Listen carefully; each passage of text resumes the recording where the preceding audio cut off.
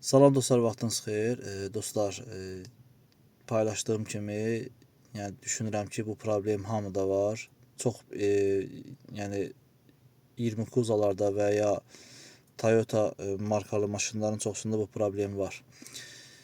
Deməli dostlar, mən maşın ustası deyiləm, mən proqramistəm və sintezator piano ustasıyam. Mən də nə vaxtdandır bu problemi istəyirdim ki, bu problem həll olunsun, aradan qalxsın. Qısa deyim, zaslonka yuduzdurdum, farsonka yuduzdurdum, svetaları dəyişdi, aşağıda olan 8'li paduşka dəyişdi, motorun paduşkası dəyişdi, hibridin paduşkaları dəyişdi. Bütün paduşkalar hamısını Feridoya qədər dəyişdirdim və bu problem aradan qalxmadı.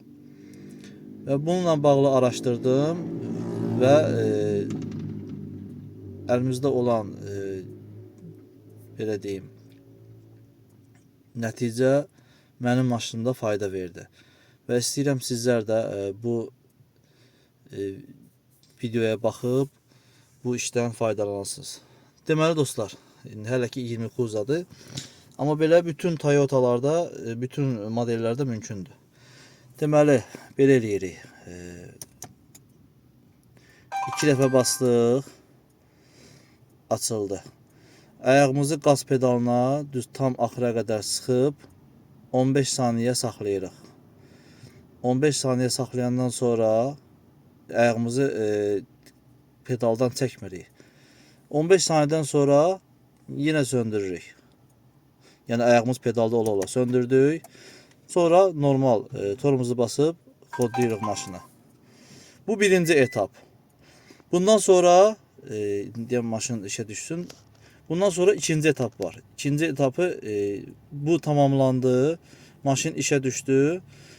Maşın dayanandan sonra, hibritə keçəndən sonra söndürürsünüz və ikinci etapı sonra edirsiniz. İndi ikinci etapı deyəcəm sizə. Deməli dostlar, maşın hibritə keçdi, yenə söndürürük. Bu ikinci etapdır. Birinci etapı edəndən sonra ikinci etapı edirik. Yəni birinci etap deməli zaslonkanı nizamlayırdı. Yəni zaslonkanı adaptasiya eləyir. İkinci etap isə qaz pedalını adaptasiya eləmək üçündür. İndi yenə 2 dəfə basırıq, yandırdıq. Qaz pedalın yavaş-yavaş düz axıra qədər sıxırıq. 10 saniyə saxlayırıq. 10 saniyə saxlayandan sonra yavaş-yavaş buraxdıq. Və yenə tam axıra qədər basıb saxlayırıq və söndürürük. Yenə torumuzu basıb yandırırıq. Всё. Bu qədər qardaşlar. Yəni bunu mən elədim maşınımda və maşınım normal işləyir. İstəyirəm ki, hamı bilsin bunu.